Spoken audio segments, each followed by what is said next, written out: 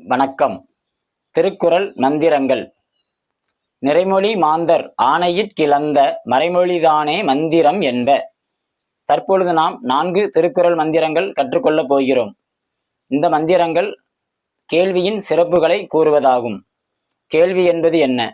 கேள்வி என்பது நாம் பிறரிடம் கேள்வி கேட்டு பிறர் பதில் கூறுவதும், பிறர் நம்மிடம் கேள்வி கேட்டு நாம் பதில் கூறுவதும் போன்ற உரையாடல் மூலமாக நமது அறிவு வளம் பெருகுகிறது. கேள்வி நமது அறிவு வளர்ச்சிக்கு மிக முக்கியமான ஒன்றாகும். அந்த கேள்வி பற்றிய மந்திரங்கள் தற்போது கற்றுக்கொள்வோம். வாங்க. முதல் மந்திரம், செல்வத்துள் செல்வம் செவிச்செல்வம். இந்த குறள் முழுமையாக செல்வத்துள் செல்வம் செவிச்செல்வம், அதாவது செல்வங்கள், பல வகையான செல்வங்கள் இந்த உலக வாழ்க்கைக்கு தேவைப்படுகிறது. செல்வங்கள், பல வகையான செல்வங்கள் இருக்கிறது. அந்த செல்வத்தில் பல வகை செல்வங்களுள் செவிச்செல்வமும் ஒன்று என்று திருவள்ளுவர் கூறுகிறார். இந்த குறளில் முழுமையாக வரும் பொழுது, செல்வத்துள் செல்வம் செவிச்செல்வம், அச்செல்வம் செல்வத்துள் எல்லாம் தலை. செல்வத்துள் எல்லாம் தலை அப்படின்னு திருவள்ளுவர் சொல்லியிருக்காங்க. தலை அப்படின்னா, அதாவது பல வகையான செல்வங்கள் இருக்கு, எல்லா செல்வத்துக்கும் முதல் நிலையில இருக்கிறது செவிச்செல்வம் தான் முதல் இடம் அப்படின்னு திருவள்ளுவர் முதலிடம் கொடுத்திருக்காரு. காரணம் என்னன்னா, செவிச்செல்வம் மிக மிக முக்கியம் அப்படிங்கிறதுக்காக சொல்லியிருக்காங்க.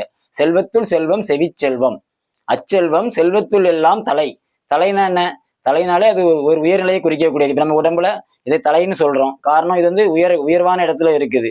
அதுவும் மிக முக்கியமான பல உறுப்புகள், மிக முக்கியமான ஒன்று. அதுவும் அது தலை. நம்ம உடலில் மிக சிறப்புக்குரிய இடம் நமது தலை. இது மாதிரி செல்வத்துள் சிறப்பான தலை எதுனா அது செவிச்செல்வம் அப்படின்னு சொல்லியிருக்காரு திருவள்ளுவர். இதான் முதல் மந்திரம். அடுத்தது இரண்டாவது மந்திரம் பார்ப்போம். எனைத்தானும் நல்லவை கேட்க. எனைத்தானும் நல்லவை கேட்க.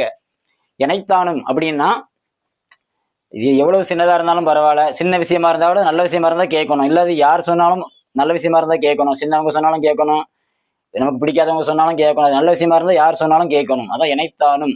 அதே மாதிரி எந்த வகையிலேயாவது நம்ம கஷ்டப்பட்டு ஒரு சின்ன விஷயமா இருந்தாலும் நல்ல விஷயம்னா அதை நம்ம என்னது, அந்த அறிவை நம்ம பெற்றுக்கொள்ளணும் அப்படின்னு சொல்லியிருக்காரு. அதான் எனைத்தானும் நல்லவை கேட்க. அனைத்தானும் ஆன்ற பெருமை தரும். அது அளவுல சிறியதா இருந்தாலும் நமக்கு ஆன்ற பெருமை தரும் அப்படின்னு சொல்லியிருக்காரு. ஆன்றன்னா சிறந்த பெருமை தரும். அதனால் நம்ம என்ன செய்யணும்? எனைத்தானும் நல்லவை கேட்க. எங்க ஒரு நல்ல விஷயம் நமக்கு இருந்தாலும் அதை நம்ம கேட்டு அந்த அறிவை நம்ம பெற்றுக்கொள்ள வேண்டும். அடுத்து மூன்றாவது மந்திரம், கற்றிலன் ஆயினும் கேட்க. கற்றிலன் ஆயினும் கேட்க, அதாவது கற்று இளன் அப்படின்னா, இப்ப நான் படிக்காம இருந்தா கூட, படிக்கலனாலும் பரவாயில்ல, ஆனா கேளுங்க, கேட்டு அறிவை வளர்த்துக்கோங்க அப்படி சொல்லி திருவள்ளுவர் சொல்றாரு.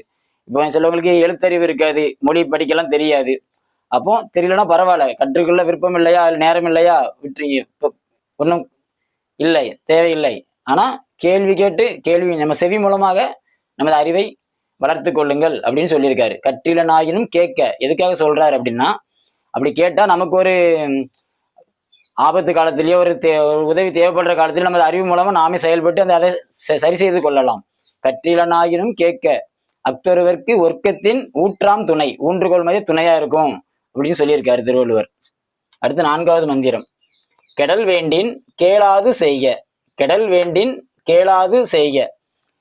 கெடல் வேண்டின் அப்படின்னா, நம்ம கெட்டு போக விரும்பினா, கெட்டு போறது எனக்கு வேண்டும், நான் கெட்டு போக வேண்டும் அப்படின்னு நினைக்கிறவங்க என்ன செய்யணும் அப்படின்னா, கேளாது செய்க அப்படிங்கிறார். கேளாது அப்படின்னா கற்றுக்கொள்ள விரும்பாத குணம். அதாவது நம்ம எதையும் ஒரு புது தகவல் தெரிஞ்சு கொள்ள ஆர்வம் இல்லாதது, எதுவுமே கற்றுக்கொள்ள விருப்பம் இல்லாம இருக்கிறது. அப்படி இருந்தாலே நம்ம கெட்டு போவோம். எப்படி கெட்டு போவோம் அப்படின்னா, நம்ம நிறைய விஷயங்கள் கேட்டு தெரிஞ்சு வச்சிருந்தாதான் நமக்கு வாழ்க்கையில பல பிரச்சனைகள் நமக்கு வரும். அது ஒரு திருவள்ளுவர் குறள்ல சொல்லுவாரு, அறிவற்றம் காக்கும் கருவி.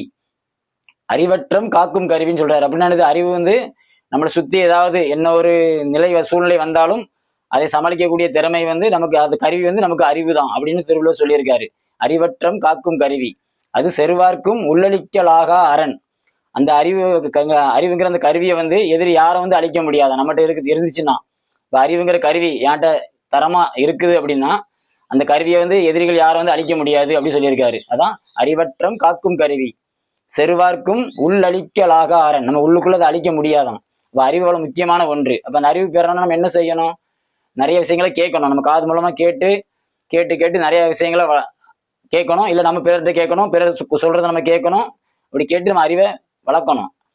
அப்படி அதுல உங்களுக்கு விருப்பம் இல்லாம கேட்காம அறிவை வளர்க்காம நீங்க இருந்தீங்கன்னா, நீங்க என்ன, நமக்கு என்னது, நம்மளை சுற்றி வரக்கூடிய சூழ்நிலைகள்ல பிரச்சனைகள் வரும் பொழுது அதில் நம்ம மாட்டி சிக்கி தவிப்போம். நம்மளால அந்த சிக்கலை சிக்கலேருந்து எப்படி வெளியே வரணும் அப்படிங்கிறது நமக்கு தெரியாம பல இன்னல்களுக்கு உட்பட்டு பல துன்பங்களை சந்திப்போம். அதைத்தான் திருவள்ளுவர் இந்த குறள்ல சொல்லியிருக்காரு. கெடல் வேண்டின் கேளாது செய்க, கெட்டு போக வேண்டும் என்றால் கேளாது செய்க, கற்றுக்கொள்ள விரும்பாத குணம். இப்போது 4 குறளும் கற்றிருப்பீங்கன்னு நினைக்கிறேன். இன்னொருக்க முதல்ல இருந்து சொல்றேன். செல்வத்துள் செல்வம் செவிச்செல்வம், எனைத்தானும் நல்லவை கேட்க, கற்றிலனாயினும் கேட்க, கெடல் வேண்டின் கேளாது செய்க. கெட்டு போகணும்னா கேளாது செய்யுங்க. நம்ம கெடக்கூடாது, நல்லபடியா இருக்கணும் அப்படின்னா நிறைய விஷயங்களை கேட்டு தெரிஞ்சு வச்சுக்கோங்க. இந்த குறள் முழுமையா வரும்பொழுது கெடல் வேண்டின் கேளாது செய்க, அடல் வேண்டின் ஆற்றுபவர்கண் இழுக்கு. நம்ம கெட்டு போகணும்னா அதான் காதால கேட்கக்கூடாது, நல்ல விஷயங்கள்லாம் கேட்டு தெரிஞ்சிக்க கூடாது அப்படி சொல்லியிருக்காரு. அதே மாதிரி அடல் வேண்டின், அடல்னா நம்ம அழிந்து போகணும்னு நினைச்சீங்கன்னா ஆற்றுபவர்கண் இழுக்கு அப்படின்னா திறமையான மனிதர்கள், பெரிய மனிதர்கள்ட்ட போய் நீ அவங்ககிட்ட பகை கொண்டு அவங்க கூட மோதுனா நீ அழிஞ்சு போயிடலாம் அப்படின்னு சொல்லியிருக்காரு இந்த குறள்ல. நம்ம கெட்டு போக விரும்பினா கேட்காதீங்க, அறிவை வளர்க்காதீங்க அப்படி சொல்லியிருக்காரு. அழிஞ்சு போகணும் அப்படின்னா ஆற்றுபவர்கிட்ட போய் திறமைசாலிகள்கிட்ட போய் மோது, வலிமையானவர்கள்ட்ட போய் நீ மோதுனா நீ அழிந்து விடலாம் அப்படின்னு சொல்லியிருக்காரு.